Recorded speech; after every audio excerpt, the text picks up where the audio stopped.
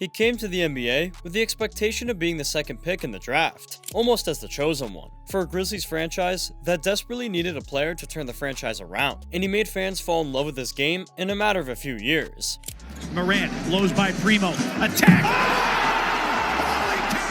Ja Morant's case is one of the strangest in modern NBA history. A player with completely unreal athleticism who has the talent to lead a team to the playoffs. A generational point guard destined to be one of the most important members of Team USA in the future. An unrepeatable player whose highlight reel at 22 is already better than 95% of retired NBA players. But he is also a player whose potential could be wasted because of a detrimental mentality. At 24 years of age, Ja Morant has also suffered more controversy than 95% of retired NBA players.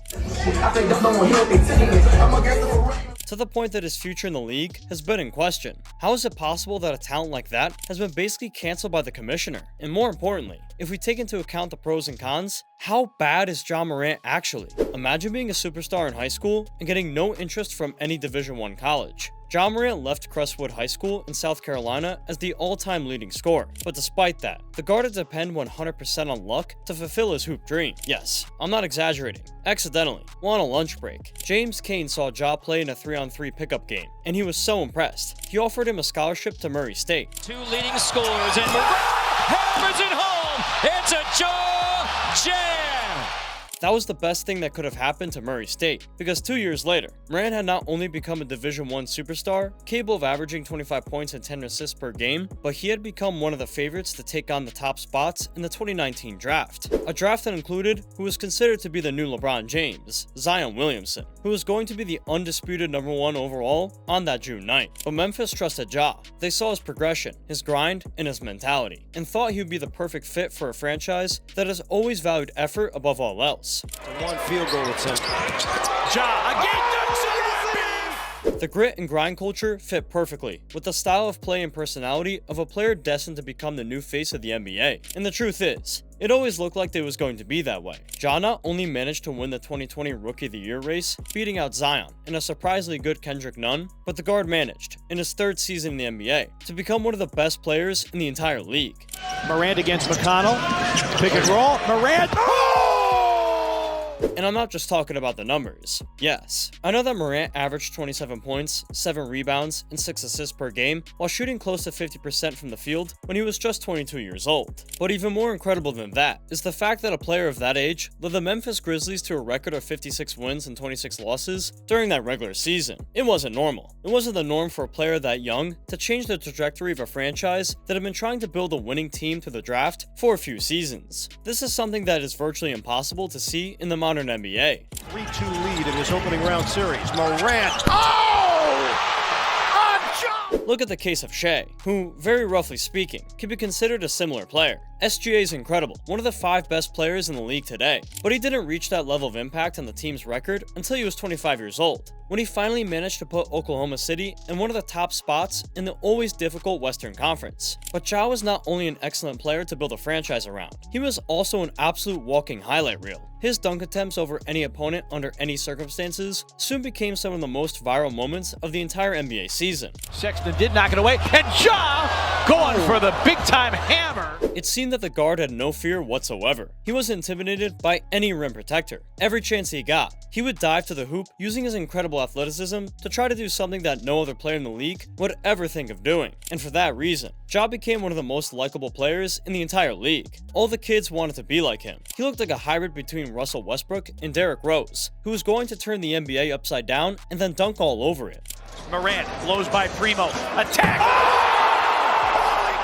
Well, and the future looked extremely bright. Ja began to feel more comfortable, and comfort, on many occasions, is not synonymous with progress. It's not that his game stagnated, far from it, but his mentality began to change. It's no mystery that Memphis is one of the cities with the most attitude in the country. Its streets are filled with this tough environment in which only the strongest become leaders. And both Morant and his father began to soak up this mentality. That's when the problems began, in the summer of 2022. Right after that incredible season we've been talking about, in which Ja finished 7th in the MVP race. The guard was involved in several violent events. First, he threatened a mall security guard after a verbal confrontation, and then he beat up a 17-year-old minor on his property after a pickup game. But that was just the beginning. A month after these incidents came to light, in March 2023, Morant displayed a firearm on his social media. prompting the Memphis Grizzlies to suspend him for 2 games. Yes, it was his own team that was unhappy with his recent behavior. The NBA didn't even have to step in at the time, but a few days later, photos of him from that same night at a strip club were leaked, an incident that hurt his wallet, when several sponsors decided to pull the ads, of which the guard was the ambassador. Finally, Adam Silver decided to suspend Ja for 8 games. However, 2 months later, one of Morant's best friends made a live stream on Instagram where the guard was seen holding a gun while occupying the passenger seat of a car, and the commissioner decided to suspend him for another 25 games. Discipline is appropriate if that's the case. An exorbitant suspension that would extend well into the next regular season. These incidents not only caused Ja to miss a large number of games that, in a way, stagnated his progression, they also greatly affected the Grizzlies, who, without their leader, were unable to compete in the West. Morant was so important to Memphis that they could not afford to lose him by any means. But when he finally returned to the court, luck was not on his side.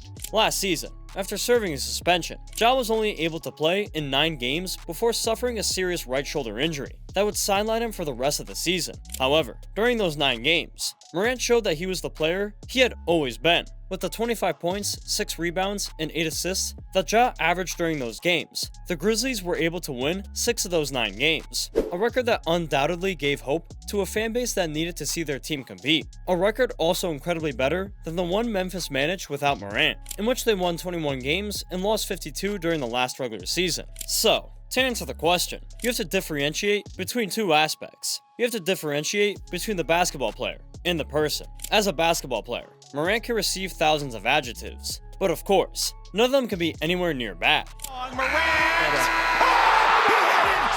Ja is an elite guard, who at only 24 years old has been able to demonstrate many things in his short career in the league. He is a leader, a player that the rest of the team loves, and has always sacrificed for the common good. But as a person, Ja has a lot of room for development. I'm not saying that Ja is a bad person. In fact, his most serious incidents were based on a firearm that was approved and that he had the right to carry. And these incidents have not harmed any third party, but he still has to do better for one simple reason. These off-court issues have greatly hurt the present and future of a franchise that needs and trusts him. The Grizzlies without Morant are a well below average team, and with him, they're a well above average team. Some people could argue that they were even a soft contender, and his actions can be considered selfish in this regard, often forgetting that the repercussions they will have will affect his team's performance on the hardwood. But if he could focus, we're talking about a potential MVP caliber player who is capable of making all NBA fans fall in love with his game. And that's not something that's very common in today's NBA.